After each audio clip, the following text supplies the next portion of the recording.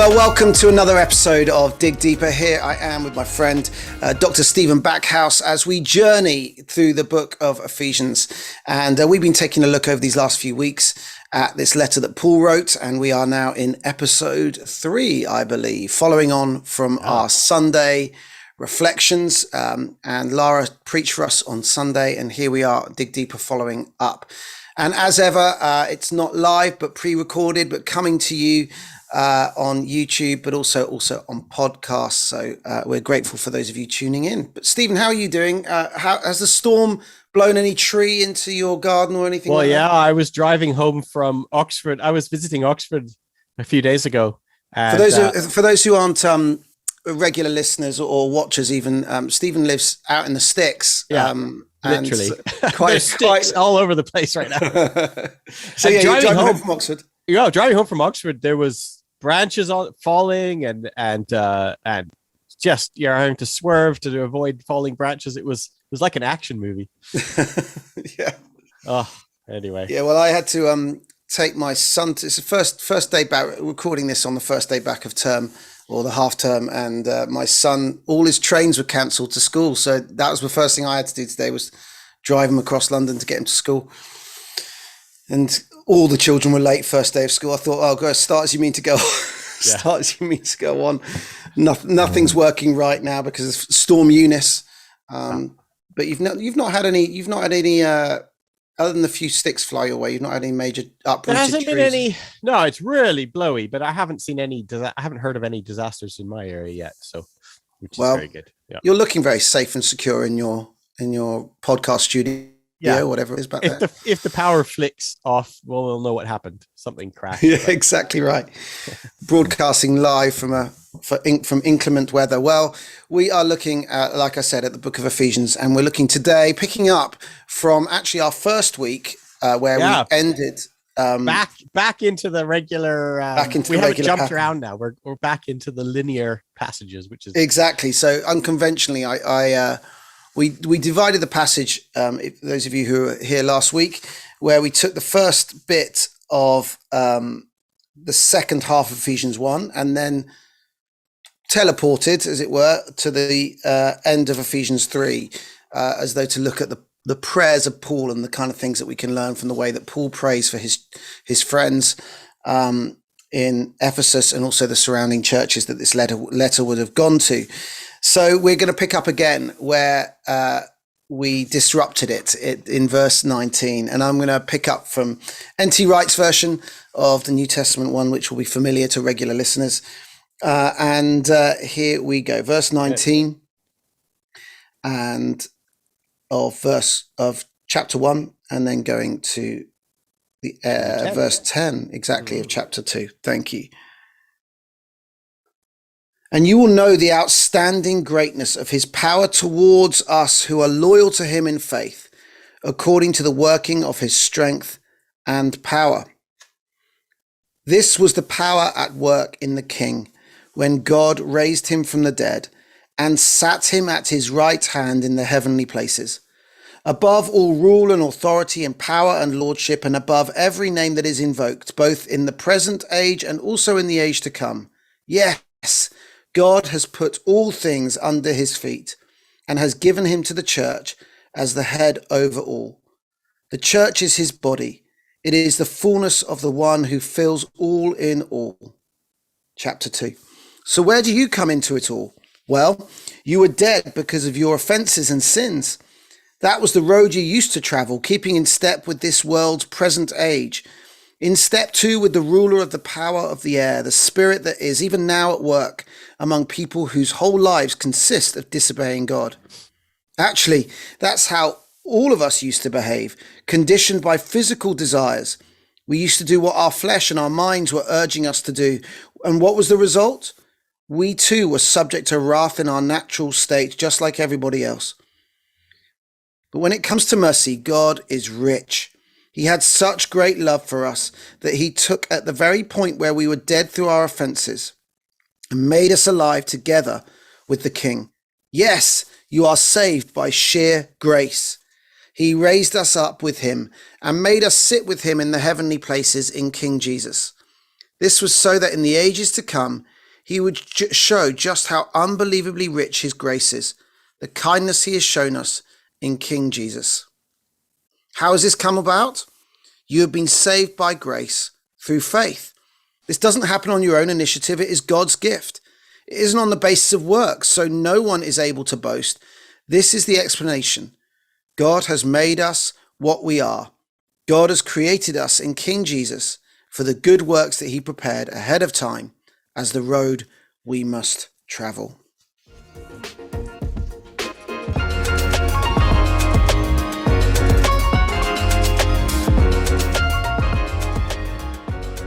I think the first place to start would be that first verse, which I really like that how Tom Wright, the very first verse, verse 19. Yeah.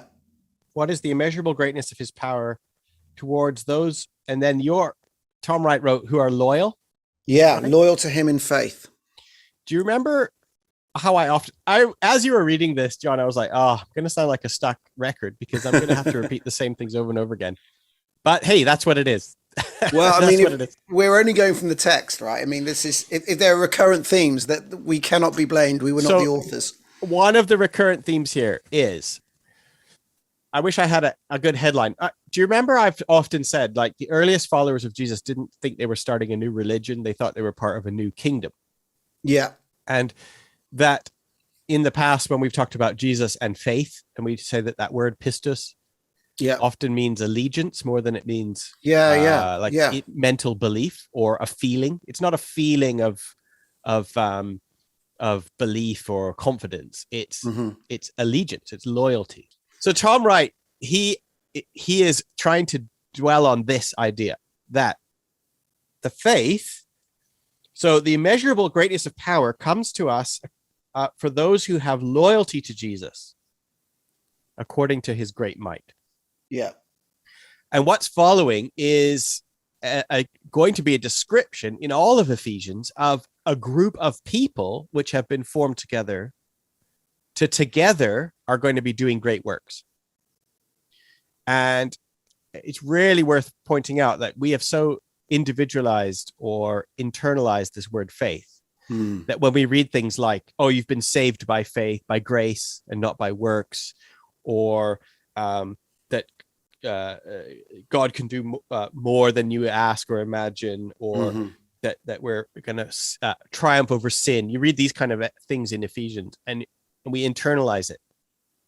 And it sort of all starts from the fact that we think faith is this private mental act that you have between yourself and God. But it's not a private mental act. It's a public statement and orientation of affiliation to the way of God.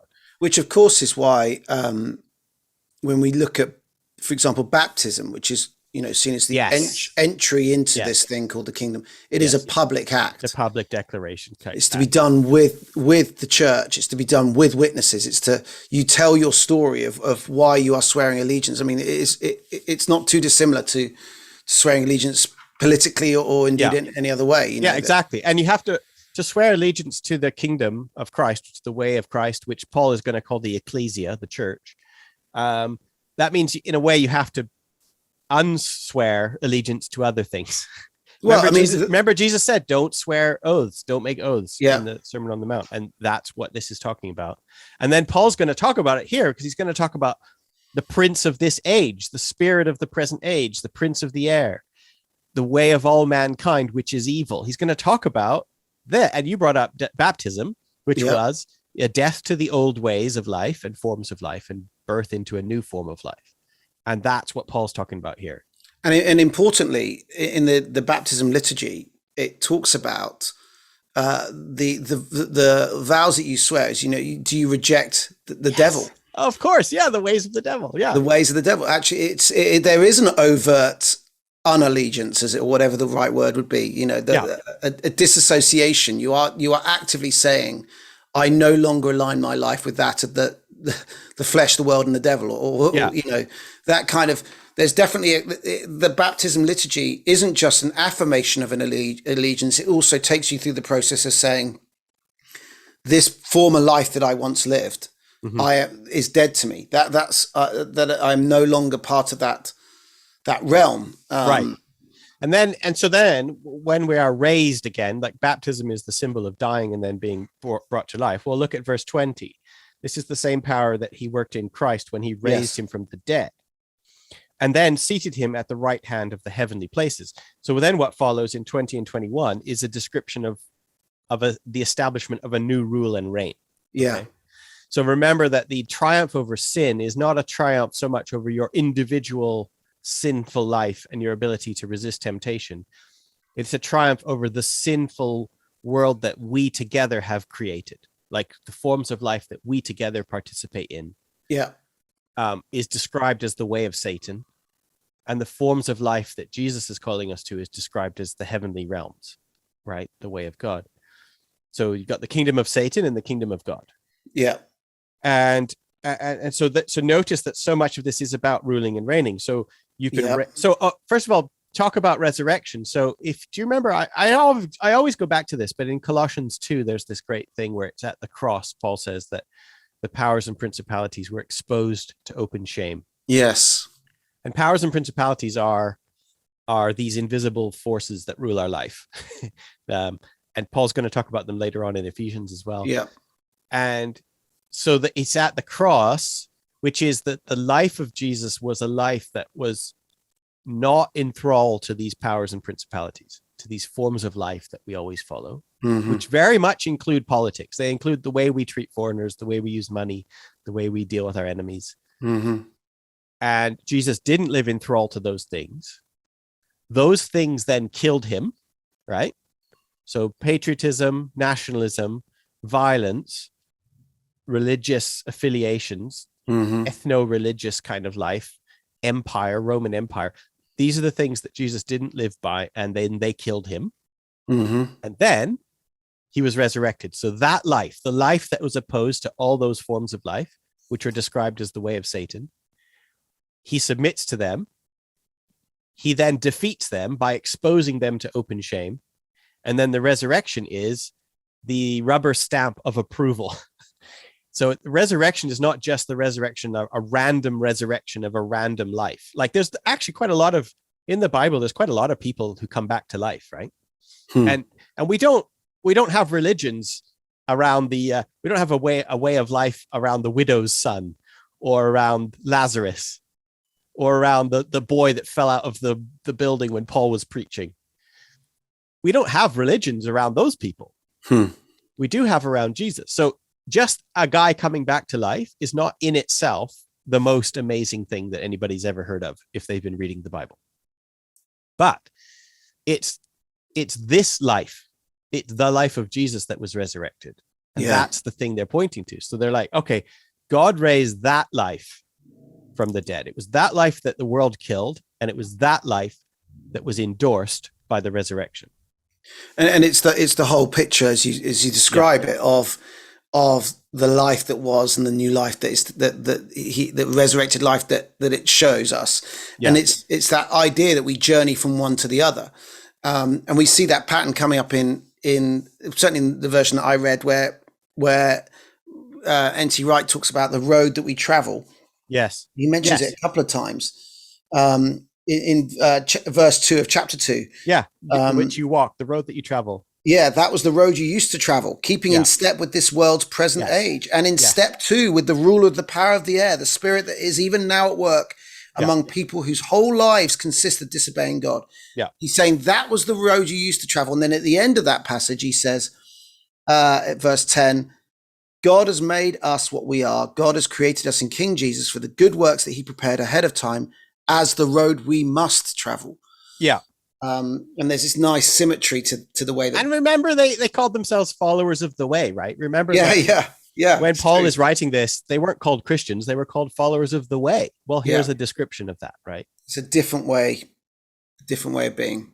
And then, I mean, we're to anticipate here, rather than see now modern day evangelicals, we immediately think that that's like some private way, an inner spiritual life. Well, that's not where Paul goes. The very next verse 11, is he's going to talk about Gentiles. And then he's going to talk about Jews, and he's going to talk about two different types of people groups going to be drawn together into forming one new people group. Yeah, that's where Paul goes with this, right? He doesn't go to like, now resist the inner temptation in your life. He doesn't go to that. He's like, now Gentiles resist the claims that come to you by being Gentiles. And then he's going to say, now Jews resist the claim that comes to you through your affiliation with being Jewish. And instead you're a new people, right? That's basically where he's going to go. Yeah. And the way that Paul describes this sense of walking the road that we once used to travel, it feels like there's this kind of tussle between, on the one hand, he says, this is the road you used to travel. On the other hand, when he describes it, it's almost like we're still living in that way as well. So, in lots of ways, because that's our broken, result of the fall, as it were. So he talks about well, there's verse 4. Are you going to talk about verse 4? Well, I'm going to get onto that in a minute, but he says in verse 3, the way that he describes following the way of the world, or the road that we used to travel, is that we were conditioned by physical desires. That essentially, if you want to identify the road that is in step with the spirit of the age. Well, it's not quite physical body. There's fleshly body and there's spiritual body. I think that's the better way to think about it. So how does it, I know you've got a different version in front of you, but how does he, on verse 3, N.T. Wright translates this, we all used to behave like this, conditioned by physical desires. Yeah. That's not just the kind of urges that we have then. Is that what you're saying? It's the desires of the flesh. So it's not an escape from the body. It's an escape from a body that is controlled just by repeated habits. Okay. So the hope is not that you will escape your body. The hope is that your body will no longer be in thrall to the most basic primal instincts or urges. Because otherwise we step into a kind of form of Gnosticism. Exactly. So it isn't like, you often hear this thing about, we're just, our bodies are just flesh suits or earth suits. Like we're like wearing an astronaut's. And it doesn't matter what we do. It's the spiritual thing that matters. That's not it. It's the difference here is not spirit versus body. It's fleshly body versus spirit body. Yeah. So are your appetites being controlled by a habitual addiction to lust and violence and greed and self-protection, which is, let's frankly face it, that's what most of us act all the time. Mm-hmm. Or is your earthly body being governed by spiritual desires, which would be like self-giving, patience, kindness, endurance, hope, right? Those are the fruits of the spirit. Yeah. So somebody who's living a hopeful life is not living a disembodied life. You're not living a life away from your body.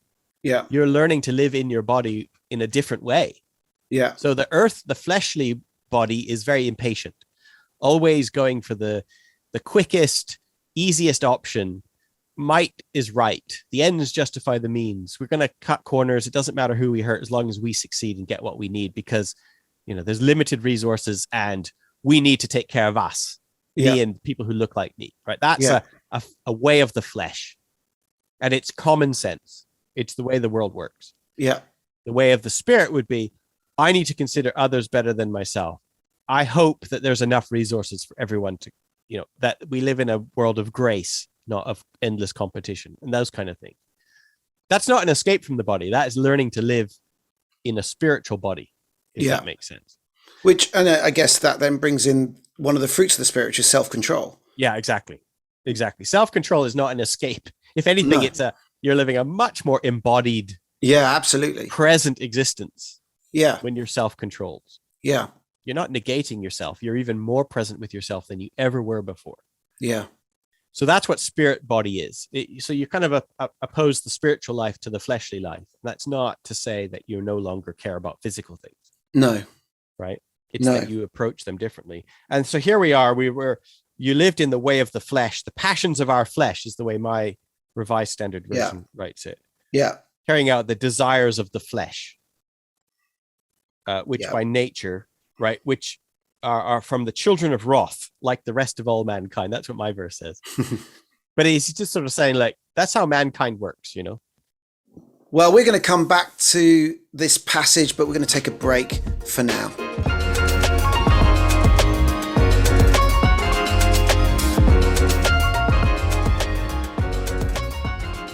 And welcome back. So, where should we get back to? Often you'll get this idea of original sin. Yep. And it can be a dangerous or a useless idea. Let's be honest, it can be a kind of a not very good idea sometimes. And I think it's worth pointing out that the Bible doesn't necessarily, I don't think anywhere does it like explicitly lay out what we would think of as original sin.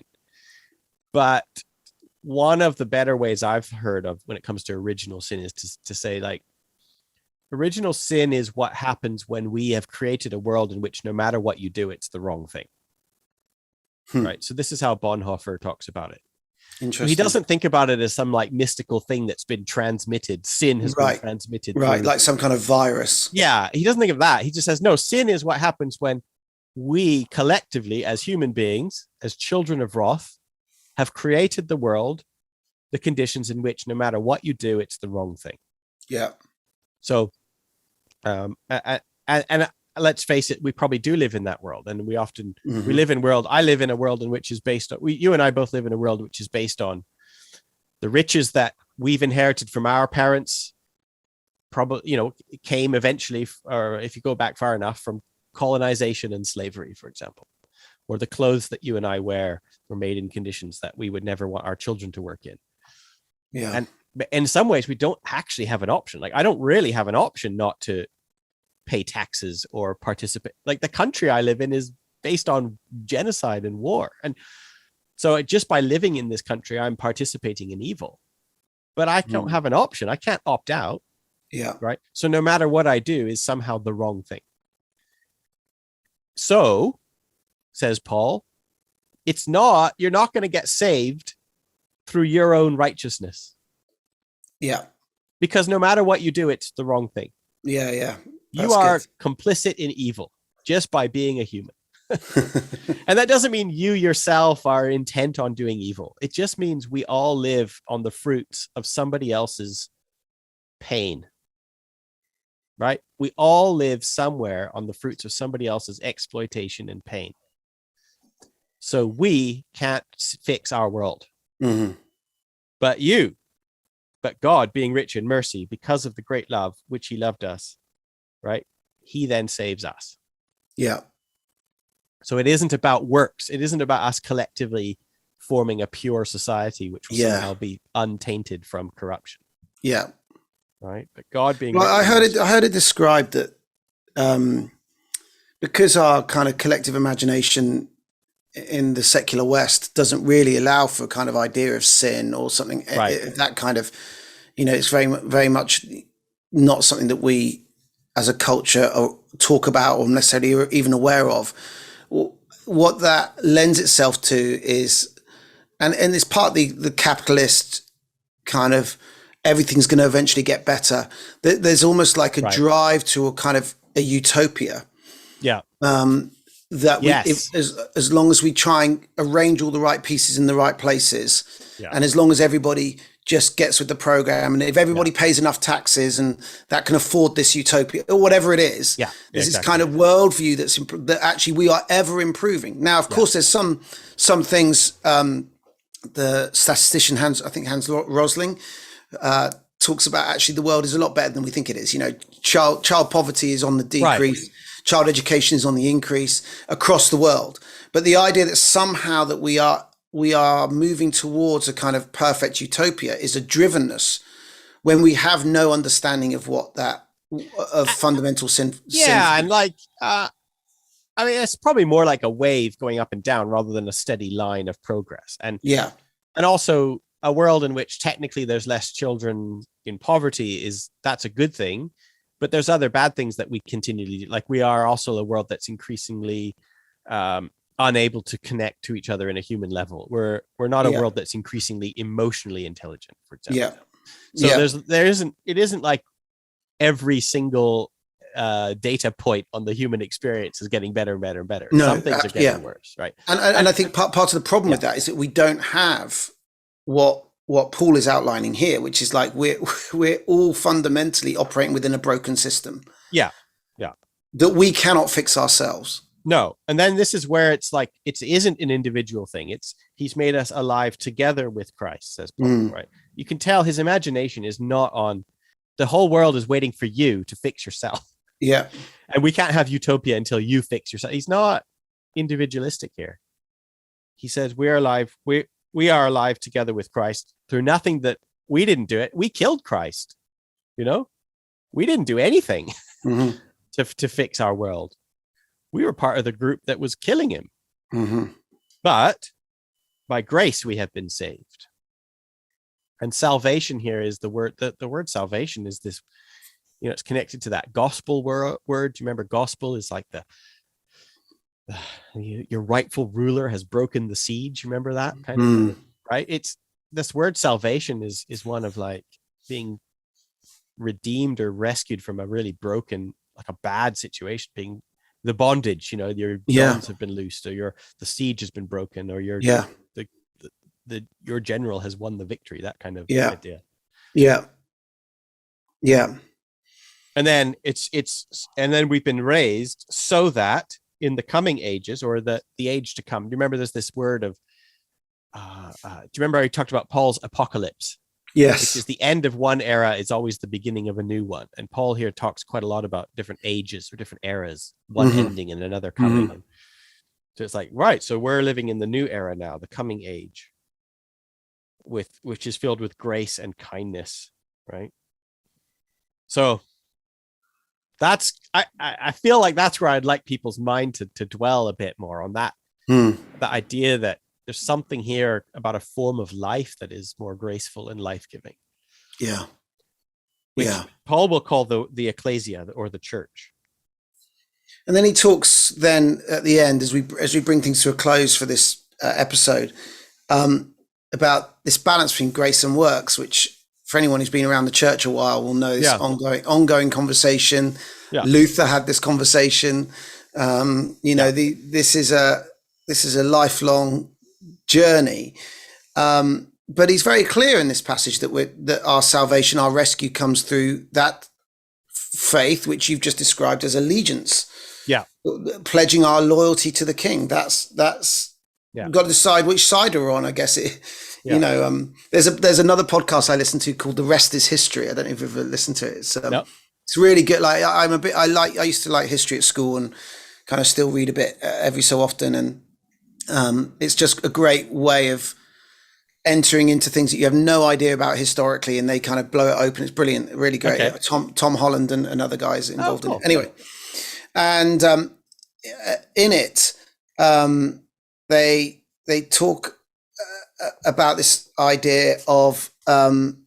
So I've been listening to another podcast recently, and called The Rest is History. Just a really helpful kind of entry level into all kinds of eras and times and stories within history. And one of the things they covered recently was the War of the Roses. And in the War of the Roses, they talk about how quickly these lords and these kings or just switched allegiances left, right, and center. That actually, that's in a sense what mattered. They were switching allegiances depending on who they thought was going to win. And so they were very quick to kind of go, I'm on this side, I'm rather than this side. Right. And in fact, some of them switched sides multiple times, So, and I remember that from when I studied the War of the Roses at school as well, this kind of no sense of loyalty to anybody. And, but the reason they were doing it was because they wanted to be on the winning side. And so essentially, as we're reminded what it means to have faith, to have allegiance to the King Jesus, it's to say, we already know who has the victory. We already know which is the winning side, as it were, the kingdom of darkness or the kingdom of light. We already know how this is going to pan out. Right. And in essence, this bit about grace and works is about saying, well, like you said, there's nothing we can do to fix this. It's only by us placing our trust in the one who has already got the victory. Yeah, right. Yeah. Yeah. And it isn't about us creating some perfect little utopia. Yeah. Because it's not by our own works that we will be saved. Yeah. And we were chosen when we were still dead in our sins, says Paul elsewhere. God chose us. So that's kind of what's happening here with Ephesians. He's trying to remind them. And of course, the wider context here is, of course, that there are groups. We know for sure that there were groups jostling for position. If you go read the rest of the New Testament, it's so obvious that you got these different groups factions really trying to claim that they're the right ones and that their way is the right way. And you have Gentiles that are being brought into the Jewish world, and they're being told they have to now be circumcised and follow these laws. And then you also have on the other side, you have Gentiles saying to Jews, you had your chance, you blew it. Like, you need to adopt our ways now. And you have different factions of Christians trying to figure out what's the best way, the most pure way to live. Yeah. And along comes Paul, and he says, that's not how this is going to work. Well, it's almost like, particularly when we talk about Jews and Gentiles, Paul is saying Jesus isn't the king of any one particular faction. He's created a new entity, a third entity that anybody can buy into. Anybody can swear allegiance to. Right. And that's how that language of like everything is under his feet. He's been put over the head of all other rulers and powers and authorities. Yeah. And everything's under his feet. And there's that he transcends, right? And yet, as we finish that final verse that we've got in the passage that we read today, verse 10, there is still a faith that needs to be expressed through works. Yeah. It's, this isn't kind of, we're so heavenly minded that we're no earthly good. It's this kind of, actually there is a sense in which once we know that we have been rescued from ourselves, that we cannot through our own works create any sense of what utopia, and yet we are called to be the hands and feet of Jesus. I mean, that's where this letter is going anyway, is that once you know who you are as the church, then it should by default have an impact on what you do and how you engage with the world around you. But you can see where, for example, James will say, show me your faith and I'll show you my works. Or where actually they come full circle in lots of ways, because if you realize that faith has a lot to do with following the way of Jesus, right? Loyally following the way of Jesus. Well, that's a work. That's a job to do. Like, faith doesn't look like something you sit in a room and mentally say, I have faith. It's like, well, no, if you're not actually if you're not going where Jesus went, if you're not with the people that he was with, if you're not acting in the way that he asked you to act, well, then you're not following the way of Jesus. You don't have loyalty to him. So faith and works in some ways are very similar. And that's the whole story of the Luther and the Reformation is a different kind of story. And it's not what's happening in these texts, in this context. Yeah. And that's that sense of journey that we have had all the way through this passage, is that we once were following the ways of the world. We have then said that we're going to kind of swear our allegiance to a new king. A new king is in town that brings Jews, Gentiles, all of us together under one headship. And then that then leads us to a new journey, a new way of living, which should have a ripple effect to the world around us. That the journey continues. It's not a destination point. Once we've sworn allegiance, he has assignments for us to then play out in this world. Which I guess we'll look at next week. Fantastic. Stephen, thanks for your time this week. Thanks, John. So nice to see you. Take care. Don't get blown over by the wind. I'll stay indoors, I think. Take care. Bye. Bye.